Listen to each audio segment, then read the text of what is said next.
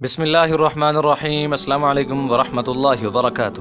ناظرین کرام، سن 6 ہجری میں حضور اقدس صلی اللہ علیہ وسلم عمرہ کے ارادے سے مکہ تشریف لے جا رہے تھے۔ کفار مکہ کو اس کی خبر ہوئی اور وہ اس خبر کو اپنی ذلت سمجھے، اس لیے مزاحمت کی اور حدیبیہ میں آپ صلی اللہ علیہ وسلم کو رکنا پڑا۔ جان نثار صحابہ ساتھ تھے جو حضور صلی اللہ علیہ وسلم پر جان قربان کرنا فخر سمجھتے تھے، لڑنے کو تیار ہو گئے، مگر حضور صلی اللہ علیہ وسلم نے مکہ والوں کی خاطر سے لڑنے کا ارادہ نہیں فرمایا اور صلح کرنے کی کوشش کی، اور باوجود صحابہ کے جوش اور بہادری کے حضور اکرم صلی اللہ علیہ وسلم نے کفار کو اس قدر رعایت فرمائی کہ ان کی ہر شرط کو قبول فرما لیا۔ صحابہ کو اس طرح دب کر صلح کرنا بہت ہی ناگوار تھا، مگر حضور صلی اللہ علیہ وسلم کے ارشاد کے سامنے کیا ہو سکتا تھا؟ جان نثار بھی تھے اور فرما بردار بھی، اس لیے حضرت عمر جیسے بہادروں کو بھی دبنا پڑا۔ محترم ناظرین، صلح میں جو شرطیں طے ہوئیں ان شرطوں میں ایک شرط یہ بھی تھی کہ کافروں میں سے جو شخص اسلام لائے اور ہجرت کرے مسلمان اس کو مکہ واپس کر دیں، اور مسلمانوں میں سے خدا نخواستہ اگر کوئی شخص مرتد ہو کر چلا آئے تو وہ واپس نہ کیا جائے گا۔ محترم ناظرین، یہ صلح نامہ ابھی تک پورا لکھا بھی نہیں گیا تھا کہ حضرت ابو جندل ایک صحابی تھے جو اسلام لانے کی وجہ سے طرح طرح کی تکلیفیں برداشت کر رہے تھے اور زنجیروں میں بندھے ہوئے تھے۔ اسی حالت میں گرتے پڑتے مسلمانوں کے لشکر میں اس امید پر پہنچے کہ ان لوگوں کی حمایت میں جا کر اس مصیبت سے چھٹکارا پاؤں گا۔ ان کے باپ سہیل نے، جو اس صلح نامے میں کفار کی طرف سے وکیل تھے اور اس وقت تک مسلمان نہیں ہوئے تھے، فتح مکہ میں مسلمان ہوئے۔ انہوں نے اپنے صاحبزادے کو تماچے مارے اور واپس لے جانے پر اصرار کیا۔ حضور صلی اللہ علیہ وسلم نے ارشاد فرمایا کہ ابھی صلح نامہ مرتب نہیں ہوا، اس لیے ابھی پابندی کس بات کی؟ مگر انہوں نے اصرار کیا۔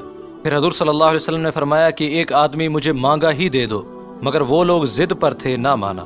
ابو جندل نے مسلمانوں کو پکار کر فریاد بھی کی کہ میں مسلمان ہو کر آیا اور کتنی مصیبتیں اٹھا چکا، اب واپس کیا جا رہا ہوں۔ محترمین کرام، اس وقت مسلمانوں کے دلوں پر جو گزر رہی ہوگی اللہ ہی کو معلوم ہے، مگر حضور صلی اللہ علیہ وسلم کے ارشاد سے واپس ہوئے۔ حضور صلی اللہ علیہ وسلم نے تسلی فرمائی اور صبر کرنے کا حکم دیا اور فرمایا کہ ان قریب حق تعالی شانو تمہارے لیے راستہ نکال لیں گے۔ محترمین، صلح نامہ کی مکمل ہو جانے کے بعد ایک دوسرے صحابی ابو بصیر بھی مسلمان ہو کر مدینہ منورہ پہنچے۔ کفار نے ان کو واپس بلانے کے لیے اپنے 2 آدمی بھیجے۔ حضور اقدس صلی اللہ علیہ وسلم نے حسب وعدہ واپس فرما دیا۔ ابو بصیر نے عرض بھی کی کہ یا رسول اللہ صلی اللہ علیہ وسلم، میں مسلمان ہو کر آیا، آپ مجھے کفار کے پنجہ میں پھر بھیجتے ہیں۔ آپ صلی اللہ علیہ وسلم نے ان سے بھی صبر کرنے کو ارشاد فرمایا اور فرمایا کہ انشاءاللہ ان قریب تمہارے واسطے راستہ کھلے گا۔ محترم ناظرین، یہ صحابی ان دونوں کافروں کے ساتھ واپس ہوئے۔ محترم ناظرین، جب وہ راستے میں تھے تو ان میں سے ایک کو ابو جندل نے کہا، یار تیری یہ تلوار تو بڑی نفیس معلوم ہوتی ہے۔ شوخی باز آدمی ذرا سی بات میں ہی بھول جاتا ہے۔ وہ نیام سے تلوار نکال کر کہنے لگا کہ ہاں، میں نے بہت سے لوگوں پر اس کا تجربہ کیا ہے۔ یہ کہہ کر تلوار ان کے حوالے کر دی۔ ابو بصیر نے اسی پر اس کا تجربہ کیا۔ دوسرا ساتھی یہ دیکھ کر کہ ایک کو تو نمٹا دیا ہے، اب میرا نمبر ہے، بھاگا ہوا مدینہ آیا اور حضور اکرم صلی اللہ علیہ وسلم کی خدمت میں حاضر ہو کر عرض کی کہ میرا ساتھی مر چکا ہے، اب میرا نمبر ہے۔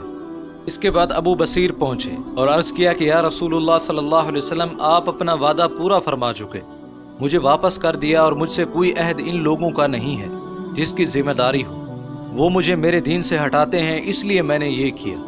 حضور صلی اللہ علیہ وسلم نے فرمایا کہ لڑائی بھڑکانے والا ہے، کاش کوئی اس کا معین اور مددگار ہوتا۔ محترم ناظرین، وہ اس کلام سے سمجھ گئے کہ اب بھی اگر کوئی میری طلب میں آئے گا تو میں واپس کر دیا جاؤں گا، اس لیے وہ وہاں سے چل کر سمندر کے کنارے ایک جگہ آ ٹھہرے۔ محترم ناظرین، مکہ والوں کو جب اس قصے کا حال معلوم ہوا تو ابو جندل بھی، جن کا قصہ پہلے گزرا، چھپ کر وہیں پہنچ گئے۔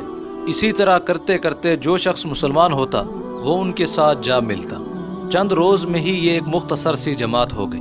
جنگل میں جہاں نہ کھانے کا کوئی انتظام تھا، نہ وہاں باغات تھے اور نہ آبادیاں تھیں، اس لیے ان لوگوں پر جو گزری ہوگی وہ تو اللہ ہی کو معلوم ہے، مگر جن ظالموں کے ظلم سے پریشان ہو کر یہ لوگ بھاگے تھے ان کا راستہ بند کر دیا۔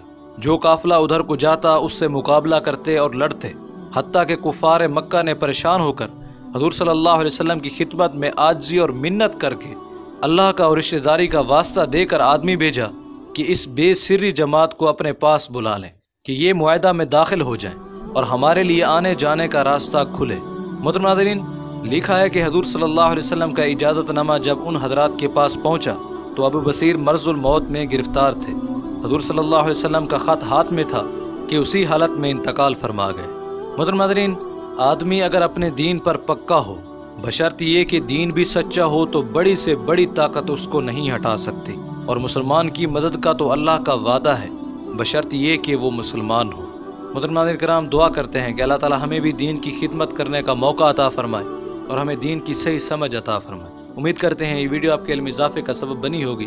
اگر یہ ویڈیو آپ کو اچھی لگی تو اسے لائک کریں اور شیئر بھی کر دیں۔ ملتے ہیں ایک نئے ویڈیو کے ساتھ، تب تک کے لیے اجازت دیں۔ السلام علیکم ورحمۃ اللہ وبرکاتہ۔